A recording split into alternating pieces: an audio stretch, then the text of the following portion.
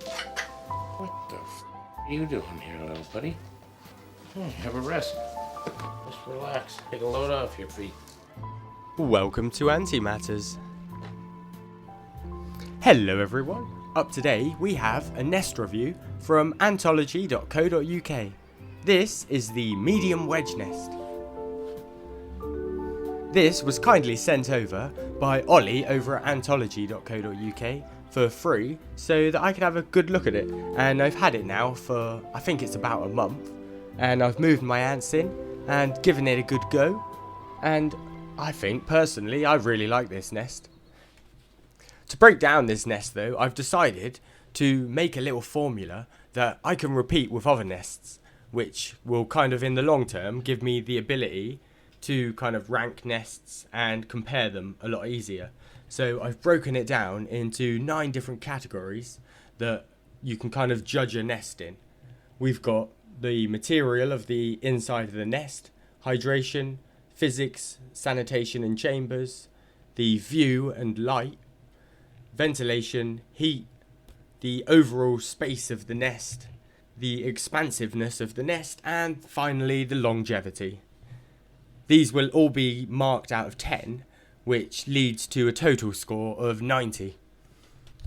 When I judge the nests as well, I'm going to be a little bit kind of Japanese about it. I've kind of made the ranks so that a lot of the time there isn't actually a kind of 10 out of 10 nest that actually exists yet. It's kind of something that should be done in the future, but as we go through the nest, I'll explain it all to you as we go. Up today though, we have the medium wedge from antify.co.uk. The first thing we're going to rank is the material. Sort of thing that would be standard, and a 5 out of 10 would be sort of things like soil and test tubes with no additional extras. What I'd rank this is a 7 out of 10. I'm a big fan of gypsum. When combined with PLA to hold in the moisture, gypsum is just the king of hydration. You can water it, and if it's kept kind of nice and not too sealed, you want a bit of ventilation, but moderately sealed up, it will hold the hydration for ages, and this nest is great at that. I have hydrated it so far twice since I've had it, and it's really efficient. It doesn't need too much at all. I know it's well hydrated because when I take it out to kind of feed them and stuff, the window on the front of the nest fogs up a little bit because it's slightly colder in my room than the incubator.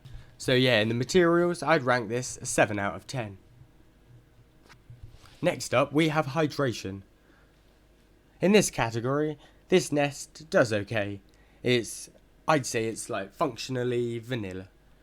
It does its purpose well, however, it does have a few little issues, but they're not really issues unless you're keeping absolutely tiny ants inside of this nest, which I guess not many people would do in the first place. The issue here is the area for hydrating the nest. It isn't super sealed, so if any small ants were able to wiggle around or up and over the top of the gypsum at any point, they would be able to gain access to the outside world through the hydration hole. For big ants though, this is no problem at all. I certainly don't have to worry about it with my Camponotus cruentatus, which I've moved into it. But yeah, in hydration, 5 out of 10. The next category is physical space and layout and sanitation, which kind of comes in at the end, because if you have a bad layout in a nest, the ants are more likely to start dumping their waste in corners and places like that. The chamber layout that's been chosen for this nest is a nice one, I think. So far I've found there's not really any dead space. The ants are using all of the nest equally. It's also an efficient use of the space. It has some nice chunky gypsum walls between it, but not too thick. They're just thick enough to keep the place hydrated for a couple weeks at a time, whilst allowing the ants to have loads of space to do their thing. Overall, it has great flow. Overall, I think I'd rate it a 7 out of 10. All of the chambers are nice and kind of no dead spaces in there. It seems like an efficient use of the space there, for sure. My ants haven't found any kind of areas to dump their trash, which that keeps me happy. Next up, we have kind of light and view. A number 1 on this scale would be like cloudy and you can't really see in. Number 10 would be a remodeled welding mask as a top cover to kind of block big pulses in bright light, and also integrated small LED lights, etc. And also probably glass. Normally, for a nest that doesn't have a cover on top, I was thinking that should be about a 5. However, because of the angle of this nest and the kind of view that it gives you from far away, which other nests don't give you because of the angle, I think that should be factored in. So yeah, out of 10, I'd give this a 6.5 in the view department. I think that's quite a strong score from this design as well. The only way to kind of push it up any higher would be, well, covers on the top would push it up a tiny bit. I think that's a strong score for kind of a standard setup. But yeah, the extra kind of 1.5 is from the angle. Next up, we have ventilation.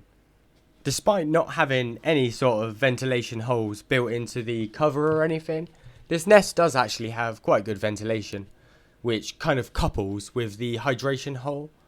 When I was trying to move Myrmica rubra into this setup, I decided to blue tack up the hydration hole, and I found that the ventilation inside was severely limited. However, when I took the blue tack out, it started functioning perfectly again, and it's definitely adequate for the nest. It's nothing special, and it kind of, same as the hydration stuff, it makes it not suitable for tiny ants, but that's all good.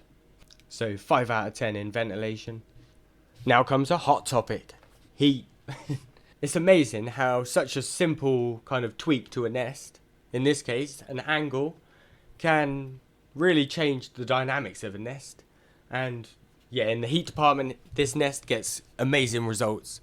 I'm giving it an 8 out of 10 because due to the angle, if you're heating it with a heat mat or a heat cable, which it has integrated support for, it means that when the heat goes up, the top of the nest is higher than the bottom. So the bottom of the nest is going to get a bit warmer than the top. So you kind of get a natural gradient. And yeah, I'm always a fan of a gradient.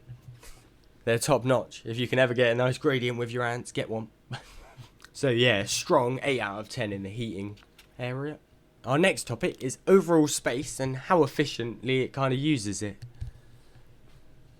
Due to the shape of the nest, it doesn't really get the strongest marks here because it could be argued it's a bit bulky. However, it's functional bulk, I believe, and it does add additional kind of benefits.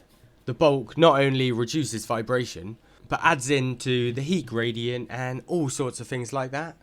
So yeah, if this was a plain nest, I'd put it in a 5 out of 10 in overall space. However, what I'm going to do is chuck in, I've decided I'm going to give myself some vetoes, and this one is getting a veto in overall space because the overall space is useful overall space and it serves a function, which should pull up the score to 10 in this case.